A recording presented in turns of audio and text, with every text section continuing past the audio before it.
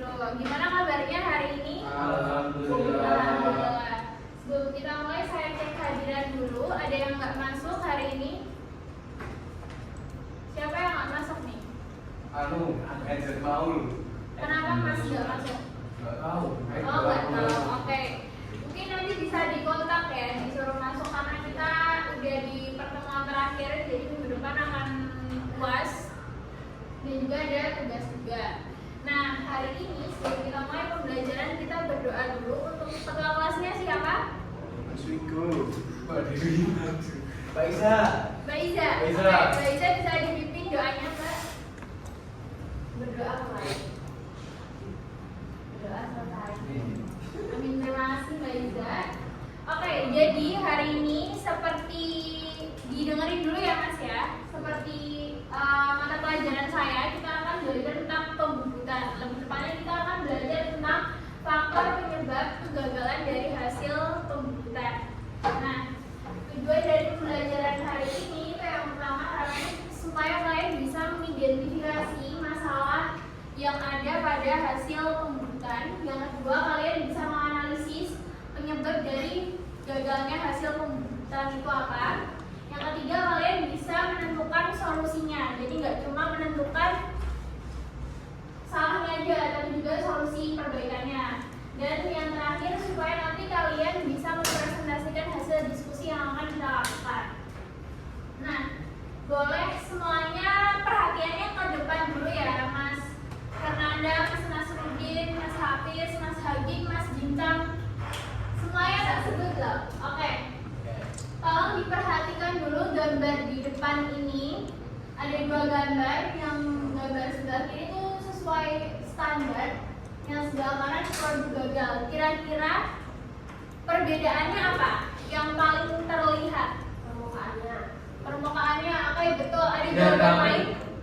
Apa? Mukanya gagal. Permukaannya geradakan, betul. Ada jawaban lain? Diameternya tak presisi. Diameternya nggak presisi. Oke, itu betul semua ya jawabannya. Jadi yang sebelah kiri itu permukaannya lurus, kinclong, bagus, terus ukurannya juga sesuai. Kalau yang ini itu ada garis-garisnya, terus banyak geradakan dan nggak sesuai dengan ukurannya. Kira-kira kalian bisa nyimpulin nggak kenapa hasilnya kayak gitu, padahal sebenarnya itu dikerjakan dalam mesin yang sama? Siapa yang bisa menjawab? Kenapa Mas Ferry kira-kira? Kenapa hasilnya bisa beda? Yang satu bagus, yang satunya jelek, tapi padahal itu di mesin yang sama ngerjainnya. Operatornya berbeda. Oke, operatornya berbeda, boleh. Ada jawaban lain? Parameter yang digunakan berbeda. Mas Nasruddin ketawa, ada jawaban nggak? Kira-kira kenapa bisa jadi kayak gitu? Pahatnya, oke, jawabannya benar semua ya. Jadi memang bisa jadi perbedaan dari dua hasil ini karena parameter yang digunakan oleh operatornya itu beda dan juga kondisi pahat yang digunakan itu berbeda. Jadi ekspektasinya permukaannya itu harus terus dimensinya presisi dan lolos dari toleransi QC, tapi ternyata realitanya permukaannya kasar, terdapat bekas getarannya, terus juga dimensinya tidak akurat. Nah, sesuai dengan materi kita sebelumnya yang kita mempelajari tentang dasar mesin bubut, terus juga kita mempelajari tentang pengenalan pahat, material, jenis-jenis kaca dan lain sebagainya. Hari ini kita akan belajar untuk menganalisis kegagalannya, di mana nanti kita juga akan mendiagnosis kegagalan dari hasil pembubutan yang ada. Nah, sebelum itu saya mau nge-review lagi materi kita yang sebelumnya. Kira-kira kalian masih ingat atau enggak? Sebelum kita melakukan praktek atau kita memegang mesin, kira-kira apa yang perlu diperhatikan? Siapa yang bisa menjawab? Sebelum nyalakan mesin nih, kira-kira yang perlu diperhatikan apa dulu? Lingkungan kerja. Emergency, lingkungan kerja, terus apa lagi? Safety. Safety, oke. Terus ada jawaban lain?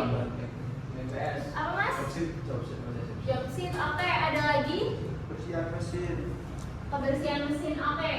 Jadi benar jawaban kalian semua itu yang mempengaruhi parameter untuk pembuatan. Yang pertama itu terkait tadi yang dibilang Mas Krisna, safety atau ketiganya. Ada yang mau membacakan Mas Vigo main 2 HP, boleh dibacakan? Terus drive bos. Ketiganya.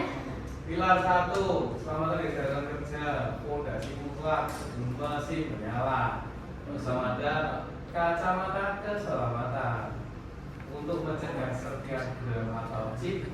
Material panas membantu masuk ke mata. Awas. Wepa untuk melindungi tubuh, pakaian pas badan tanpa bagian logam yang rawan tergulung poros terbuka. Sepatu keselamatan menahan benturan benda atau material jatuh dan dilengkapi sol anti slip untuk stabilitas operator. Oke, betul. Jadi memang sebelum kita mulai praktek, sebelum kita memegang mesin bubut, kita harus memperhatikan K3-nya karena K3 ini menjadi pilar 1 atau dasar mutlak sebelum kita menyalakan mesin. Jadi kita harus sesuai dengan APD-nya. Kita harus pakai kacamata, kita harus pakai wear pack yang panjang, kita harus pakai safety shoes untuk meminimalisir hal-hal atau kecelakaan pada saat melakukan praktek.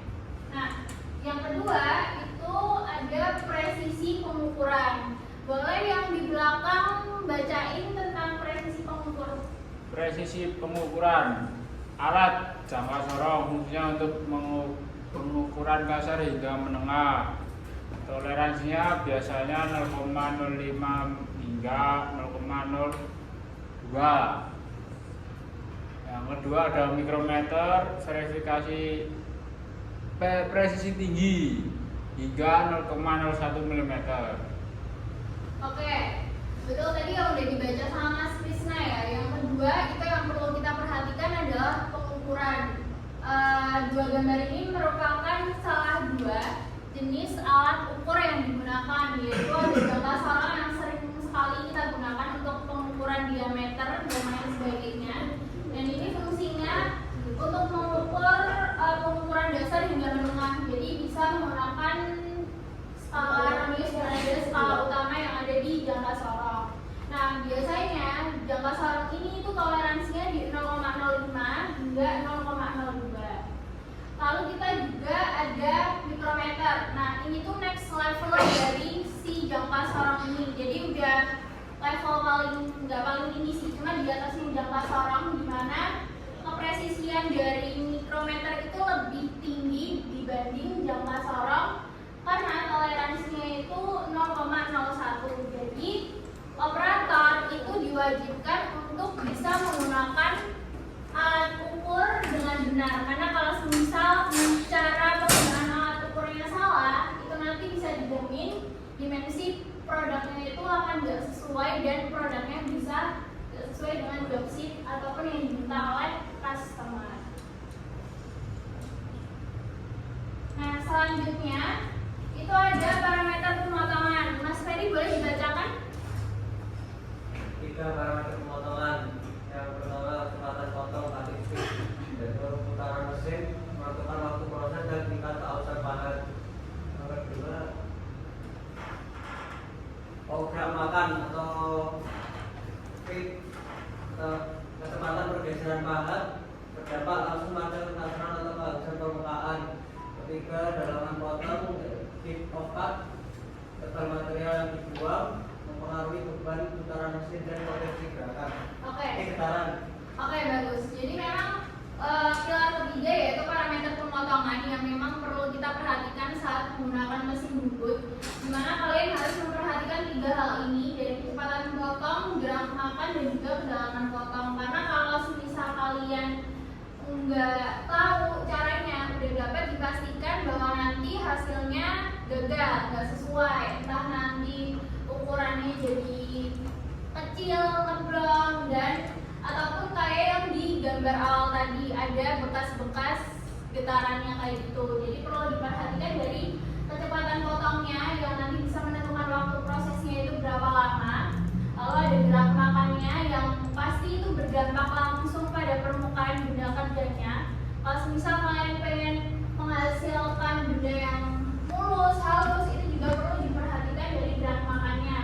Yang ketiga itu kedalaman pemotongan. Kalian juga perlu memperhatikan dip of cut-nya karena ini sangat mempengaruhi hasilnya dan juga putaran mesinnya. Karena kalau semisal kalian motongnya itu terlalu banyak, besar kemungkinan nanti mesinnya akan getar dan pahatnya akan getar. Jadi nanti menghasilkan permukaan yang tidak rata. Nah, selanjutnya itu ada pengoperasian mesin. Nah, ini juga termasuk dasar dari pembubutan, di mana kalian juga harus paham cara mengoperasikan mesin bubut sendiri. Yang pertama itu nanti ada pencekaman benda kerja, terus ada kondisi pahat dan posisi pahat. Jadi kalian juga harus memperhatikan bahwa benda kerja yang sudah kalian pasang itu tuh sudah kencang atau belum. Kira-kira kalau semisal benda kerjanya tuh kalian pasangnya nggak kencang, apa yang terjadi ya? Terlempar. Oke. Nah, jadi itu juga perlu diperhatikan karena akan menghasilkan kecelakaan pada kerja. Lalu kondisi pahatnya juga, kalau semisal kondisi pahatnya tumpul atau aus, kira-kira nanti benda kerjanya jadi seperti apa, Mas Bintang? Jadi geradakan, Bu. Oke, betul, jadi geradakan. Jadi kita juga harus memperhatikan kondisi pahatnya itu, bahwa pahat yang kita gunakan itu tajam, jadi nanti hasilnya bisa mulus. Nah, lalu juga posisi pahatnya. Kalau semisal posisi pahatnya tuh nggak sesuai, nanti kira-kira apa Mas Vigo yang terjadi? Kalau semisal posisi pahatnya waktu kita bubut itu nggak sesuai, jadi nggak center. Nah, itu kira-kira gimana nanti benda kerjanya? Ketika kita akan melakukan posisi facing, nanti benda tidak termakan dengan sempurna, ada yang masih bisa.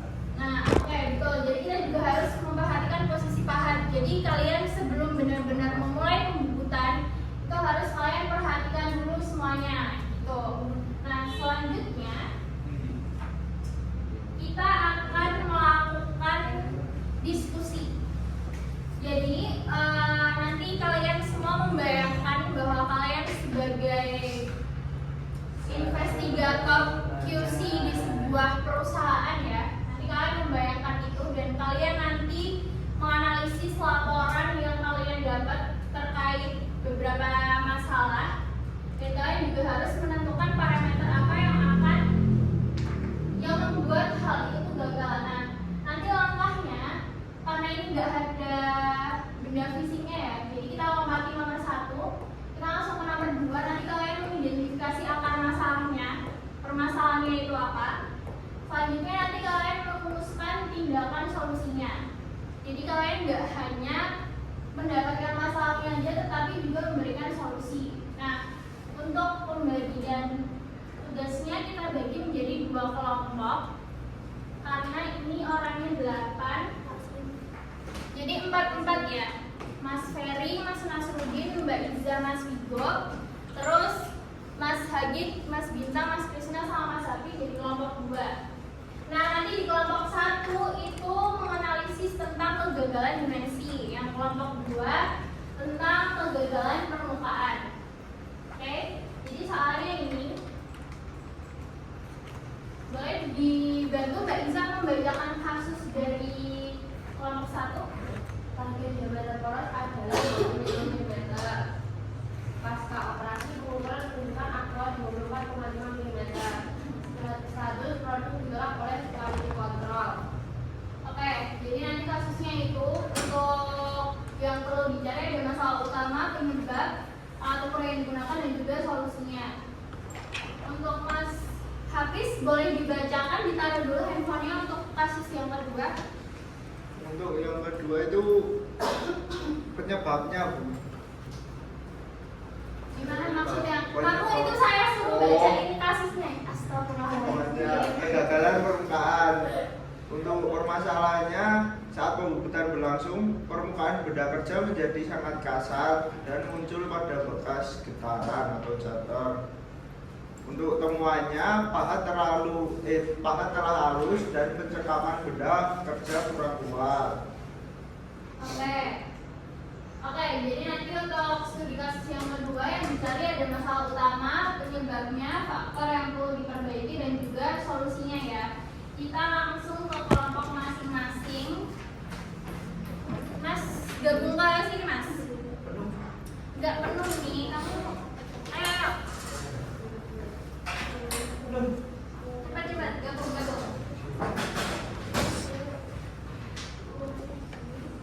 Nah ini buat studi kasus kelompok 1 ya.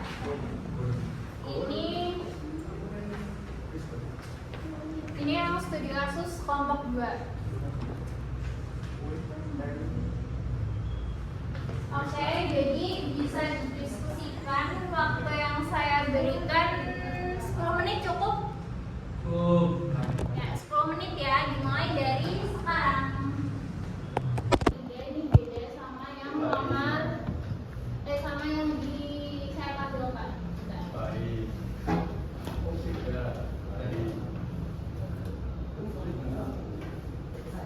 Kan itu yang saya tampilkan nomor 3 faktor yang digunakan. Ini kan faktornya kan, nanti jadi disebutkan. Tuh, oke?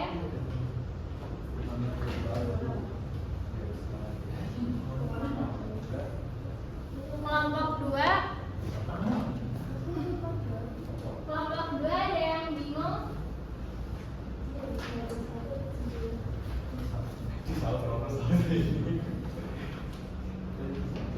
Apa nih? Kelompok 2 dapat analisis apa?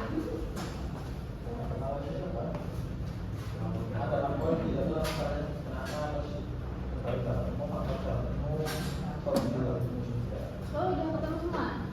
Dan oke. Itu Mas habis diskusi juga ya? Kok kamu sendirian gitu? Gak ditemenin apa gimana ya? Ya teman.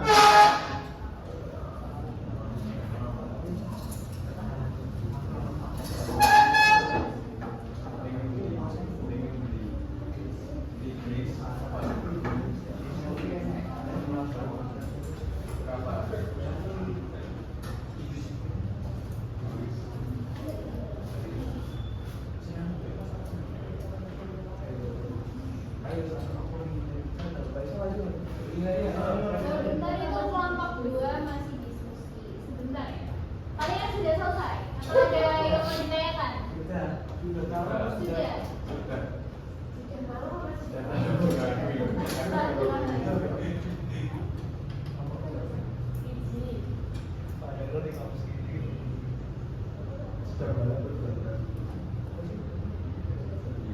Saya guru asli ya, bukan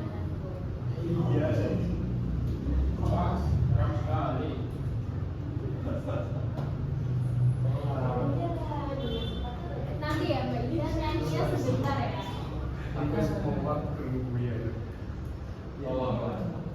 Oke, ini udah siap untuk presentasi belum?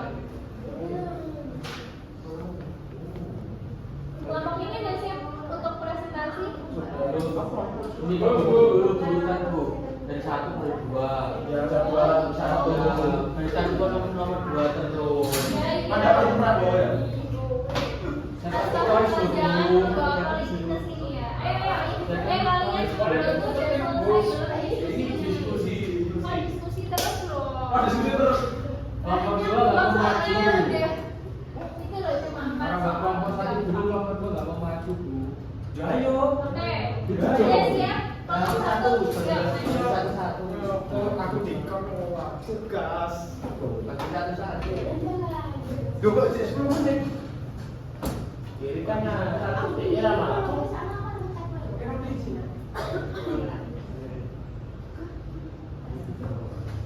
Ayo ini ada kesana di presentasinya. Jadi dari kelompok 1 masalah yang terjadi itu targetnya tuh harusnya 25 mm. Terjadi 24,5, jadinya terlalu kecil 5 mm. Oke. Koma 5 loh. 5 mm. Nah. Oke. Terus soal nomor 2.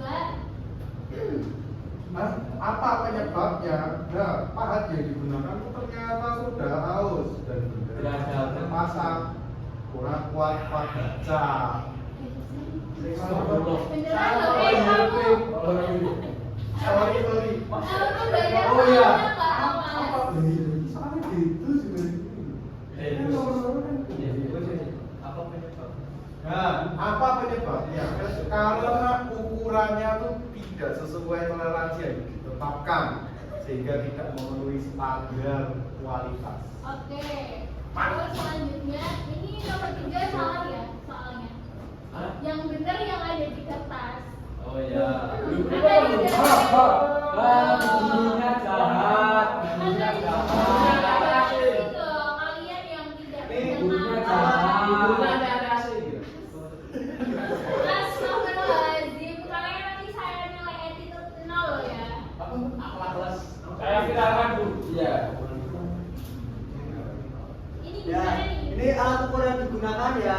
Alat ukurnya ini jangka sorong sama mikrometer. Oke. Nomor 4. Nomor 4, bagaimana solusinya? Ukuran benda kerja secara berkala selama proses, sesuaikan pemakanan dan dalam foto, periksa dan cek. Yang ada kelas Mas, kelompok satunya nggak Aku jelas. lagi jujur. Iya.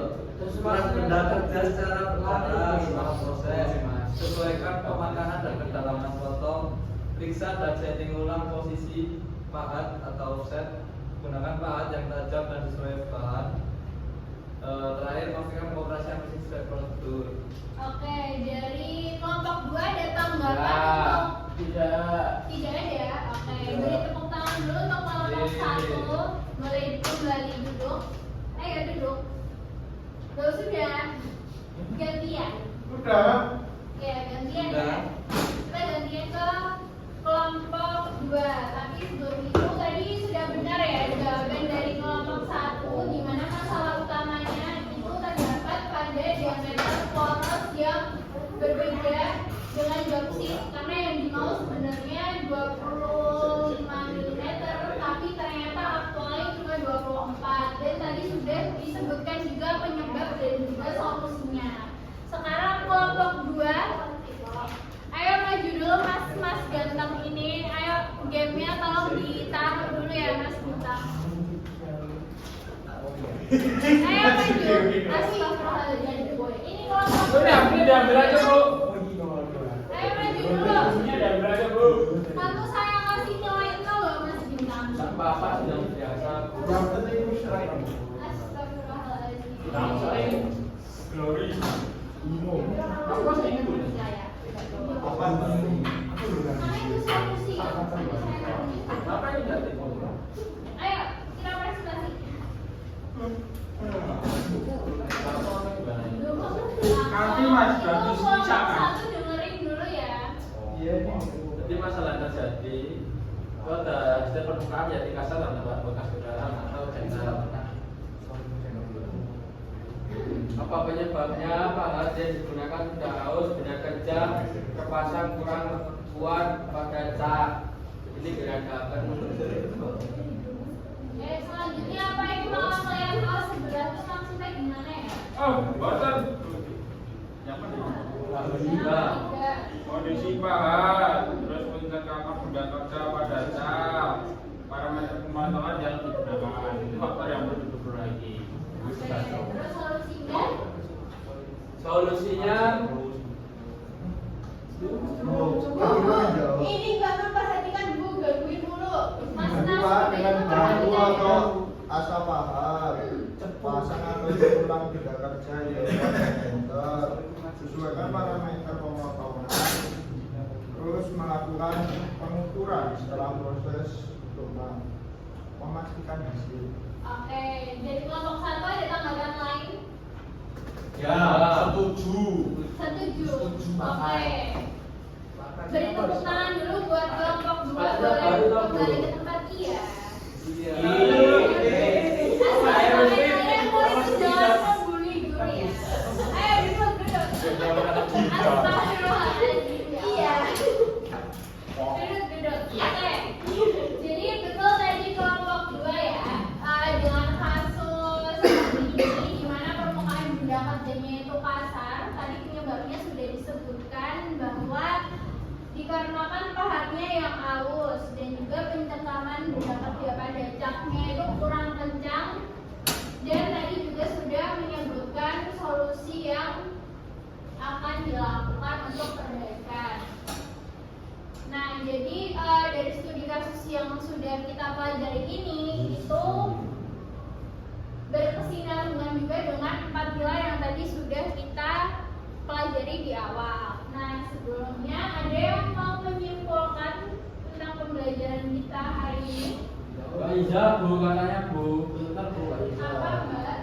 Dia pernah NKS. Apa yang harus dibawakan? Pembukuan itu juga harus memperhatikan parameter. Oke, itu aja. Betul. Setuju. Sama yang lain Bu, siapa yang lain? Yang lain ada jawaban? Pandangan dari berbagai Oh, gitu. Oke, pandangan dari yang lain. Apa Mas Haki? Kamu kan tadi yang nunjuk ya? Kesimpulan mungkin harusnya sama juga pasti hasilnya karena kayak parameter kalau ada juga sama biaya kesehatan. Oke, betul. Jadi kesimpulan pada pembelajaran hari ini itu sesuai dengan yang kita pelajari di awal tadi tentang 4 pilar, di mana kita perlu memperhatikan pengukuran, ketiga parameter pengembangan dan pengoperasian mesin, karena 4 elemen ini merupakan ekosistem keberhasilan dari pembukuan. Mas Nasruddin, kamu kalau tidur nanti dulu ya. Ayo, buka dulu matanya. Oke, jadi analoginya tuh kayak gear. Kalau semisal gigi pada gearnya itu nggak sesuai satu sama lain, kira-kira bisa gerak nggak? Nah, makanya itu kita juga harus memperhatikan keempatnya. Kita harus aware sama keempat-empatnya. Biar apa? Biar semuanya itu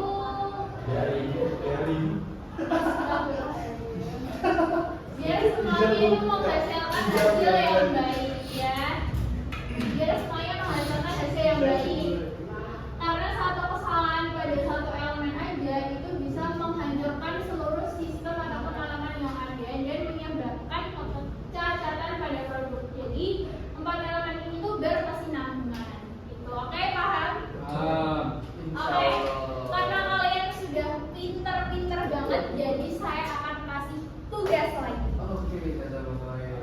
Tugasnya ini bukan kelompok ya. Saya kemarin katanya mau dikasih hadiah kok nggak jadi ya Bu? Oh iya, belum ya? Oke, nanti saya kasih hadiah ya Mas. Ingetin saya setelah mata pelajaran hari ini ya. Saya juga Enggak deh, kamu tuh kayaknya kemarin nggak masuk nggak sih? Itu cuma 2 orang aja kemarin. Oke, jadi kita bahas tugas individunya dulu. Tugas individunya take home, dikerjakan di rumah. Take home aja, jangan take away. Nanti dikerjakan di rumah.